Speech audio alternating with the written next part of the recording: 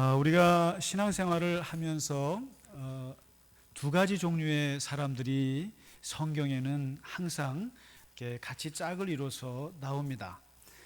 한 종류의 사람은 소위 말해서 스스로 살려고 하는 종류가 있습니다. 내 스스로 내 힘으로 살려고 하는 사람의 종류가 있고, 또 한쪽에서는 하나님으로 말미암아 살려고 하는 종류의 사람이 있습니다. 이 두 종류의 사람이 성경에는 함께 나오고, 이 두 종류의 사람들이 항상 하나님 앞에 서서 인생을 살아갑니다. 오늘 요한복음에 보시면 15장에 아주 중요한 예수님의 고별 설교에 아주 핵심적인 구절입니다. 내 안에 거하라, 그러면 나도 너희 안에 거하리라. 아주 짧지만 아주 우리에게 큰 의미를 주는 말씀인데, 요한복음은 사실 1장에 예수가 영원한 말씀입니다, 예수께서 하나님의 어린 양입니다, 이 말씀을 선언하고 나서 2장부터 11장, 그러니까 전체 21장까지 있습니다만 반에 걸쳐서 뭐가 나오냐면은 각 장마다 인간이 겪게 되는 모든 고통의 종류들을 다 다룹니다.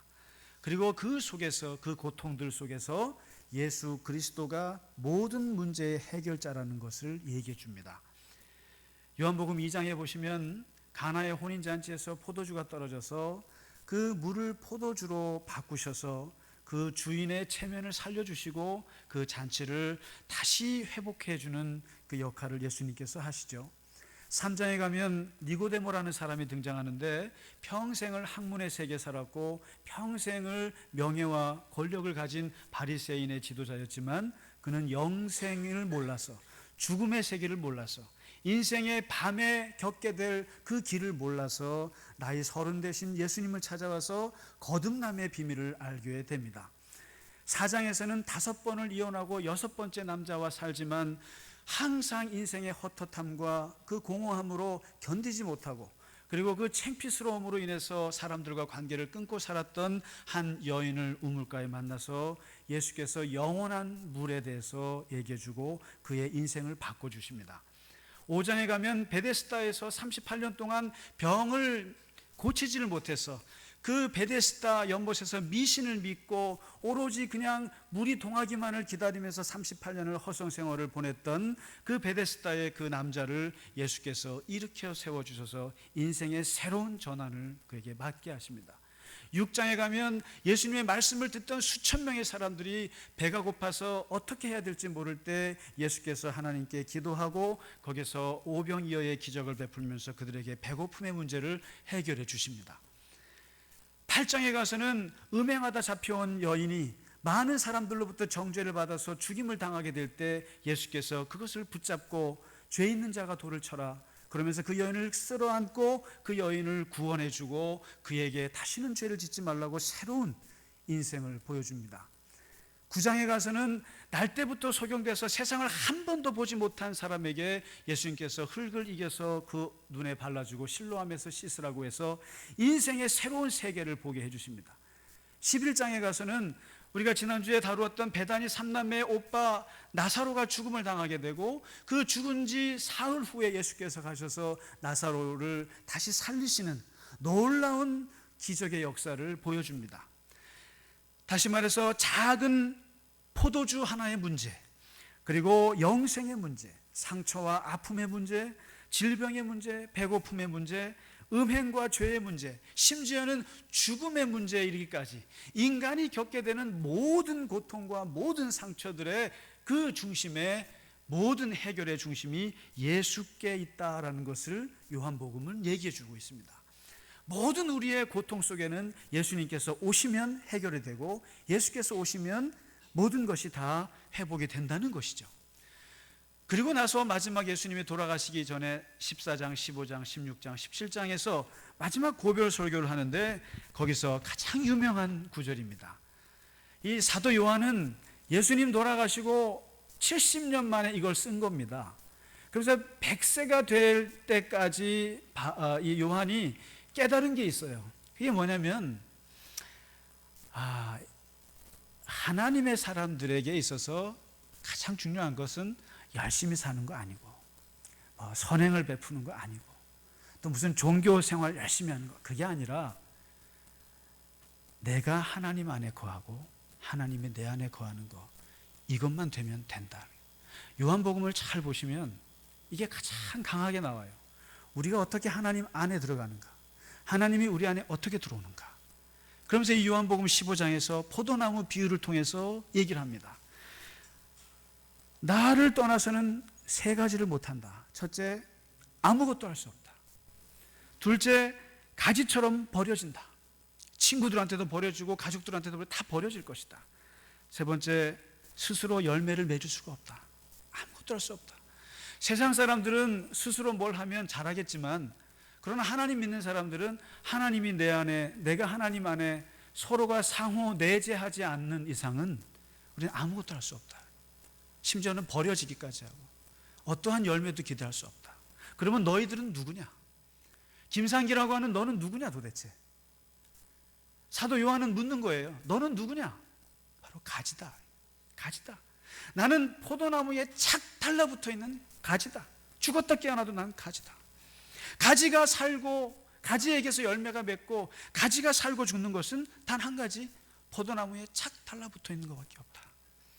가지가 절대로 해서는 안 되는 것은 자기가 스스로 열매를 맺으려 하는, 그건 안 된다. 그래서 성경은 스스로 살려고 하는 가지와 하나님으로 말미암아 살려고 하는 가지가 있다는 거예요. 시편 1편에 보면 복 있는 사람이 누구냐? 시냇가에 심은 나무라는 거예요. 시냇가에 심은 나무가 뭐냐? 시냇가에 심겨져 있기 때문에 나무는 그저 그 땅이 좋아서 뿌리만 내리면 된다. 그러면 사시사철 시냇가에 알아서 열매를 맺게 하는, 그게 복이고, 그게 복 있는 사람, 스스로 살지 않는 사람, 스스로 자기 힘으로 살지 않는 사람, 오직 그냥 뿌리 내리고 하나님께 뿌리 내리고 그 안에서 하나님으로 말미암아 살려고 하는 사람, 그가 복이 있다. 모세가 태어났을 때 시대가 참 나쁜 시대를 태어났죠. 남자아이들은 전부 다 죽이라는 그런 시대에 태어났습니다. 부모님이 보니까 너무 잘생기고 너무 예뻐요. 뭐 어느 부모들 자기 자식이 안 예쁘겠습니까마는 못 죽이겠어요. 못 버리겠어요. 그래서 끌어안고 애를 키웁니다. 몰래 젖을 주면서 키웁니다. 3개월쯤 되니까 애가 목소리가 커져요. 울음소리가 커져요. 그럴 때마다 바깥에 애국 군사들이 지나가면서 남자 애기들이 있나 없나 봅니다. 도저히 키울 수가 없어요. 도저히 키울 수가 없어서 할 수 없이 이 아이를 갈대 상자에서 싸가지고 나일강에다가 버리기로 결단합니다. 갖다 버렸어요. 그러면서 뭐라고 버리겠습니까? 이제 하나님 알아서 마음대로 하세요. 내가 애를 키울 수 없는 거 아시지 않습니까? 하나님 마음대로 하십시오. 이제부터 하나님 알아서 하세요 하고 나일강에 던집니다. 하나님의 역사는 그때부터 일어나기 시작하는데, 어쩌면 그 궁궐에 얼마나 많은 목욕시설이 있고 사우나가 많겠어요? 찜질방이 얼마나 많겠어요? 그런데 어쩌면 그날따라 이 공주님께서 무슨 마음이 드셨는지 나일강으로 가서 목욕하러 갑니다. 그리고 어쩌면 그 떠내려오는 그 상자와 그 바로 공주의 발걸음이 어쩌면 그렇게 맞아서 한 치도 틀리면 안 되는 거죠. 근데 어쩌면 그 앞에 딱 모세가 올 수 있을까? 그리고 뚜껑을 열었더니 애가 못생기거나 마음에 안 들었으면 어떻게 할 뻔했어요? 그런데 거기에 긍휼한 마음이 드는 것들, 이게 다 하나님의 역사죠. 하나님의 섭리죠. 그런데 이게 어떻게 됐습니까? 이 아이가 궁궐에서 자라게 되고 40년 동안 왕자로 자라게 되고 거기서 온갖 왕자로서의 소양 교육을 다 받으면서 자랐습니다. 그야말로 80년 후에 그가 이스라엘 백성들을 이끌게 민족 지도자로 크기에 기초적인 소양을 쌓았던 게 바로 궁궐 40년의 생활이지 않습니까? 만일 모세가 부모님이 이 아이를 키웠다면 몇 개월을 더 키웠겠습니까? 몇 년을 더 키웠겠습니까? 아니면 키웠다 하더라도 모세가 민족 지도자로서 클만한 소양이 됐겠습니까? 그런데 스스로 키우지 않고, 부모가 스스로 이 아이를 키우려 하지 않고 그 손을 놓는 순간, 하나님으로 말미암아 하나님께서 이 아이를 맡기는 순간 하나님께서 모세를 그렇게 키우셨다는 것입니다. 이것이 성경의 이야기죠. 사사시대에 보면은 베들레헴에 나옴이라고 하는 여자가 살았는데 기근이 들었습니다. 하나님께서 그 옛날에 그 땅을 치실 때 세 가지로 치세요. 기근으로 치시고 전쟁으로 치시고 연병으로 치십니다. 근데 기근이 왔어요. 근데 모든 사람들은 전부 다 하나님께서 이 땅을 치셨으니까 우리가 하나님께 기도하자, 그러면서 그 고통을 감내하는데, 나오미만큼은 스스로 살겠다고 이민을 떠납니다. 모압 땅으로 이민을 떠나서 남편과 아들 둘을 데리고 떠났습니다. 스스로 살기 위해서 떠났으나 그곳에서 남편 죽고 큰아들 죽고 그리고 둘째 아들까지 죽고 남자 셋을 동시에 잃어버리는 비참함을 당하게 되면서 그가 그때서야 깨닫습니다. 내가 하나님을 떠나서 스스로 살았더니만 남편 죽었을 때 돌아갔어야 되는데, 아들 둘까지 잃고 그냥 아무 의미 없는 며느리 둘 남아서 이제서야 고향으로 돌아올 때 며느리에게 말합니다. 니들이 날 왜 따라오냐, 남편도 없는데 하고 돌아가라 그랬을 때 첫째 며느리 오르바는, 예 어머니 저 돌아갈게요, 저 친정으로 가겠습니다. 돌아갔습니다. 나 스스로 이제 갈게요. 그런데 이 둘째 며느리 룻은 말하기를, 어머니가 가시는 곳에 내가 가고 어머니의 백성이 나의 백성이고 어머니의 하나님이 나의 하나님이고 어머니가 죽으시는 곳에 나도 거기서 죽을 것입니다. 나는 이제 스스로 살지 않고 오직 어머니의 하나님을 믿고 어머니의 하나님과 더불어 살겠습니다 하고 앞도 보이지 않고 이 캄캄한 미래를 향해서 베들레헴으로 돌아 따라옵니다. 그런데 어쩌면 좋습니까? 오르바는 스스로 살겠다고 남아버리니까 더 이상 성경에 기록이 되질 않습니다. 그런데 이 룻이라고 하는 여자는 아무것도 가진 것이 없는 시어머니 달랑 따라왔는데, 그때부터 하나님이 역사하시는데 베들레헴의 가장 부잣집 아들 보아스와 결혼하게 되고, 낳은 아들이 오벳이에요. 그리고 그 오벳이 낳은 아들이 이새예요. 이새가 낳은 8번째 아들이 다윗입니다. 그리고 다윗의 그 가문에서 예수 그리스도 메시아께서 오셨습니다. 하나님을 믿는 사람도 나오미 같이 하나님의 사람도 이 스스로 살겠다 그러면 망하는 겁니다. 그런데 하나님으로 말미암아 이방인인 이 여자 룻 같은 여자는 그야말로 하나님 의지에서 살고자 했을 때 하나님께서는 그 계보에 메시아를 주셨다는 것이죠. 놀라운 얘기입니다. 고아가 왜 불쌍합니까, 여러분? 고아가 왜 불쌍한지 아세요? 먹을 것이 없어서 아닙니다. 부모님이 없어서 물론 그렇습니다. 고아가 불쌍한 이유는 스스로 살아야 되기 때문에 불쌍한 겁니다. 스스로 돈 벌어야 하고 스스로 자기를 지켜야 하고 스스로 자기를 보호해야 되기 때문에 그게 비참한 거예요. 하나님을 믿는 사람들이 항상 하나님 말합니다. 내가 너희를 고아와 같이 버려두지 않는다. 이 말씀은 네 스스로 살지 않고 내가 너를 살아준다고 하는 뜻이기 때문에 너가 고아가 아니라는 것입니다. 창세기에 보면 건물이 2개가 나옵니다. 건물이라고 할 거 아니죠. 건축물이죠. 하나는 하나님으로 말미암아 지은 것이 있고 하나는 자기 스스로 지은 것이 나옵니다. 하나님께서 하나님으로 말미암아 지은 것은 노아의 방주예요.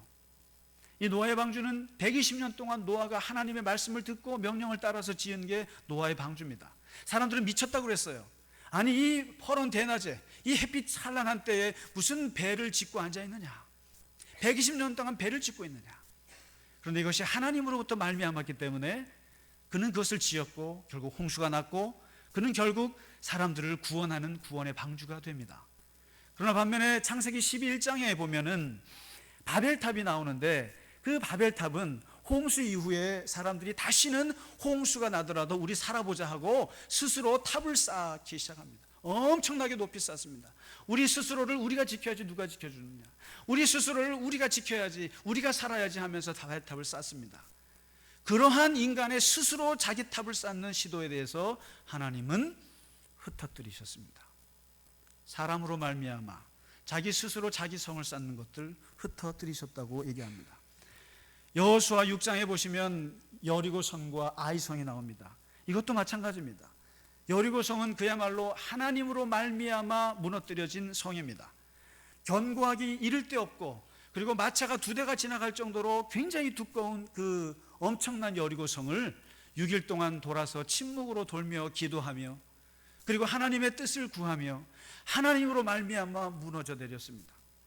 그런데 2번째 아이성을 점령할 때는 어떻게 점령합니까? 아이성은 그야말로 아이 같은 성이라 가볍게 생각하고 그냥 3,000명만 올려보냈잖아요. 어떻게 됐습니까? 36명이 그냥 사륙을 당하면서 완전히 패배합니다. 그때 여호수아가 깨닫습니다. 우리가 여리고 성을 무너뜨릴 때는 하나님으로 말미암아 하나님의 뜻대로 했을 때 무너지더니만 우리 스스로 가볍게 생각하고 아이라고 무시하고 덤볐던 이 성은 우리가 대패하고 말았구나. 여기서 크게 깨닫습니다. 스스로 사는 자와 그리고 하나님으로 말미암아 사는 자가 어떻게 되는가. 나병 환자 중에 대표적인 사람이 있다면 그 사람은 나아만입니다. 이 나아만이 병을 고칠 때, 그 엘리사 앞에서 병을 고칠 때 못 고치게 된 아주 결정적인 이유가 하나 있었어요. 엘리사가 말합니다. 얼굴도 보지 않습니다. 나아만을 얼굴도 보지 않고 저 요단강에 가서 7번 씻어. 그러면 나병 나을 거야. 그 말에 화가 나서 분노하면서 돌이킵니다. 아니, 내 생각에는 지가 나한테 와서, 선지자한테 지라고 하면 안 됩니다만, 자기가 나한테 나와서 안수하면서 소리치면서 기도해 줘야 맞는 거 아니냐? 그리고 기껏해야 여기 요단강, 우리 동네 한강에 가봐라. 다메섹강 얼마나 넓고 깨끗한데 거기서 차라리 하는 게 낫지, 이게 뭐 하는 짓이냐 하면서 화를 냅니다. 그때 부하들이 말하잖아요. 당신이 지금 누군지를 생각하라. 왜 당신은 내 생각으로 하나님을 재단하느냐? 그보다 더한 일을 시켰으면 안 할 거냐? 하면서 부하들이 막 뭐라고 그러지 않습니까? 그래서 결국 그 말 듣고 나아만이 요단강에서 7번 씻으면서 몸이 나았어요. 자기 스스로 생각해서 병을 고치겠다는 사람은 병 못 고칩니다. 의사 선생님의 말을 듣지 않고 자기 스스로 병에 대해서 모든 걸 안다고 생각하는 사람들은 절대로 병을 못 고칩니다. 내 생각에는. 그러나 하나님으로 말미암아 주신 말씀 그대로 순종하는 나아만에게 하나님은 역사하신 거죠. 오늘 본문 말씀이 그렇습니다. 아주 재밌는 에피소드입니다. 이게 초대교회가 불일 듯 일어났습니다. 초대교회가 복음의 역사가 불일 듯 일어나면서 교회가 생겨나고, 그리고 복음이 전해지는 곳에 엄청난 사람들이 회개하고 돌아오기 시작합니다. 그러다 보니까 제일 이것이 무서운 사람들이 누구냐면은 유대인들입니다. 이게 며칠 전에 죽였던 예수 이 제자들이라는 인간들이 말이죠. 예수 살아났다고 외치는데 이게 감당이 안 됩니다. 그리고 가는 곳마다 막 사람들이 방언을 받고, 그리고 막 기적들이 일어나고, 막 죽은 자가 살아나는 역사들이 일어나는데 이게 보통 일이 아닌 거예요. 점점점 예수파, 나사렛파들이 점점점 커지니까 안 되겠다, 없애버리자. 그래서 유대 종교 지도자들이 모였습니다. 모여가지고 이 사도들을 붙잡습니다. 베드로 붙잡고, 요한 붙잡고, 야고보 붙잡아놓고 이제 어떻게 할까? 이 사도들을 죽일까 말까? 이 회의를 하는데, 이 재판하는 자리에서 유명한, 그 시대의 가장 유명한 율법학자 가말리엘이 등장합니다. 이 가말리엘은 사도 바울의 또 스승이기도 합니다. 이 바리새파의 수장이에요. 근데 이분이 딱 말합니다. 잠깐만 사도들을 바깥으로 내보내시오. 내보냈습니다. 내보내고 유대인들에게 말합니다. 내 말 좀 잘 들으시오. 우리가 이 사람들에 대해서, 이 예수쟁이들에 대해서 어떻게 할 때 조심하셔야 합니다. 정말 조심하셔야 합니다. 내가 예를 하나 들어드릴까요? 몇 년 전에 드다가 쿠데타 일으켰죠? 이 사람이 400명의 추종 세력을 이끌고 나라의 반역을 일으켰습니다. 그때 엄청난 사람들이 드다를 쫓아갔어요. 그리고 드다가 하는 일이 이 사람이 왕국을 세울 거라고 생각해서 많은 추종자들이 달라붙었습니다. 근데 결과가 어떻게 됐습니까? 드다가 살해를 당하자 모든 추종자들이 물거품처럼 사라졌습니다. 두 번째, 또 몇 년 전에 갈릴리에서 일어난 일이죠. 거기에 유다라는 사람이 있었죠. 그 사람도 또 쿠데타를 일으켰지 않습니까? 근데 이 사람이 또 얼마나 많은 백성들이 쫓아다녔어요. 그런데 어떻게 됐습니까? 그가 망하니까 거기에 모든 추종자들이 다 흩어졌다. 그래서 마치 유다와 드다가 나라를 세울 것처럼 사람들은 기대했지만 그 사람들이 사라지니까 전부 다 흔적도 없이 사라지지 않았느냐. 그러면서 가말리엘이 말합니다. 이 예수 믿는 사람들, 이 예수쟁이들을 상관하지 말고 버려둡시다. 이들의 사상과 이들의 소행이 만일 사람으로부터 났으면 무너질 것이고, 만일 이들의 사상과 이들의 소행이 하나님께로부터 났다면 너희가 그들을 무너뜨릴 수도 없고, 만일 그렇게 하다가 하나님께 대드는 꼴이 될 것이다, 이렇게 말합니다. 가말리엘은 알았어요. 어떠한 세상에서 일어나는 일들도 사람으로부터 났고 인본주의로부터 났다면 그것은 아무리 대단하게 그 한 시대를 휩쓰는 것 같아도 결국에는 무너집니다. 사라집니다. 끝납니다. 그러나 아무리 이 세상에서 볼 때 아무것도 아닌 것처럼 보이고, 그리고 무시해도 될 것 같이 보이고 너무나 연약해 보이지만, 그 사람과 그 사건이 하나님으로부터 난 것이라면 그 누구도 막을 사람이 없습니다. 그리고 그것을 막았다가는 하나님을 막는 꼴이 될 것이다라는 거예요. 이게 오늘 가말리엘이 이 예수 믿는 사람들을 향해서 한 말이에요. 여러분, 그러면 이 초대교회의 이 부흥의 불길이 사람으로부터 났습니까? 하나님으로부터 났습니까? 2000년이 됐지 않습니까? 12명이 모여서 기도해서 120명이 모여서 기도했던 게 지금 20억이 됐습니다. 2000년이 지난 지금. 이것이 사람에게서 났습니까? 하나님에게서 났겠습니까? 하나님에게서 난 거죠. 그 시대에 예수님 말고도 수많은 교주들이 있었어요. 수많은 이단 종파들이 있었습니다. 어마어마하게 많았습니다. 그런데 다 100년을 못 넘기고 다 사라졌습니다. 가말리엘의 말에 따르면 사람으로 말미암았다면 없어집니다. 그러나 하나님으로부터 말미암았다면 그 1세기를 뚫고 와서 20세기까지 기독교 예수 그리스도는 우리에게까지 전달됐습니다. 사람에게서 난 것, 스스로 무엇을 하려고 해서 하는 것들은 오래가지 못한다는 것이 하나님의 말씀입니다. 그러나 만일 이것이 하나님께로부터 났다면 그것은 말릴 수가 없다. 그것은 말렸다가는 하나님을 말리는 꼴이 된다. 로마서를 보시면 로마서 1장, 2장, 3장이 유대인의 죄, 이방인의 죄, 그리고 헬라인의 죄에 대해서 꾸짖습니다. 그리고 4장에서 믿음으로 말미암아 구원 얻는다는 얘기를 합니다. 이신칭의를 얘기합니다. 그리고 5장에 넘어가면서 그런즉 예수를 믿게 된 사람들은 그런즉 어떻게 사느냐, 무려 16번이나 똑같은 말이 반복되어 나오는 것이 있는데 그것이 바로 말미암아, 말미암아, 말미암아입니다. 16번 중에 무려 10개가 예수로 말미암아, 예수로 말미암아, 예수로 말미암아, 성령으로 말미암아, 예수로 말미암아 우리가 하나님과 화평을 누리고, 예수로 말미암아 은혜 받고, 예수로 말미암아 우리가 구원을 받고, 예수로 말미암아 하나님의 즐거움에 참여하게 된다고 끊임없이 바울은 말합니다. 말미암아, 말미암아. 우리가 성경에서 오늘 말한 것처럼 스스로 살 것인가, 아니면 그 손을 내려놓고 하나님의 손에 맡길 것인가, 그것이 오늘 요한복음 15장 읽으신 말씀, 정말 중요한 구절입니다. 내 안에 거하라, 나도 너희 안에 거하리라. 절대로 가지는 스스로 살 수가 없기에 하나님이 우리 안에서 살아야만 살 수 있다. 그러면 어떻게 도대체 우리가 주님이 내 안에, 내가 주님 안에 살 수 있느냐라는 거죠. 기도밖에 없다는 것입니다. 기도밖에 없습니다. 기도와 말씀밖에 없습니다. 정말 그렇습니다.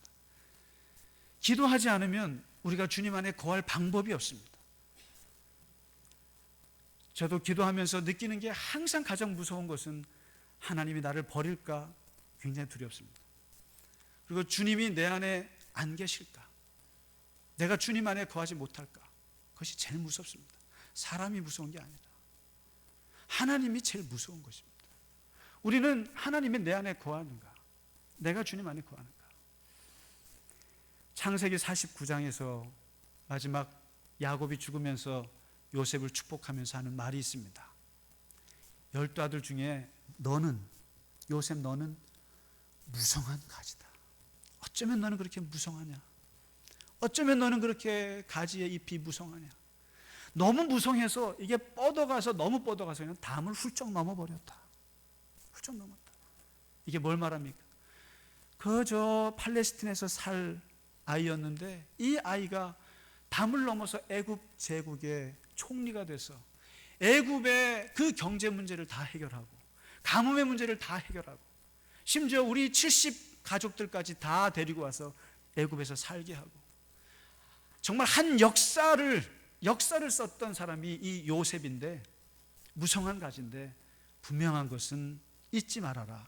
너는 아무리 잘나도, 아무리 명예를 받아도, 아무리 역사적인 인물이라도 너는 가지다. 가지다. 네가 왜 잘된 줄 아니? 네가 왜 성공했는 줄 아니? 하나님의 줄기에 잘 붙어 있었기 때문이다. 하나님의 줄기에 잘 붙어 있었기 때문에. 영원한 가지, 한 번 가지는 영원한 가지입니다.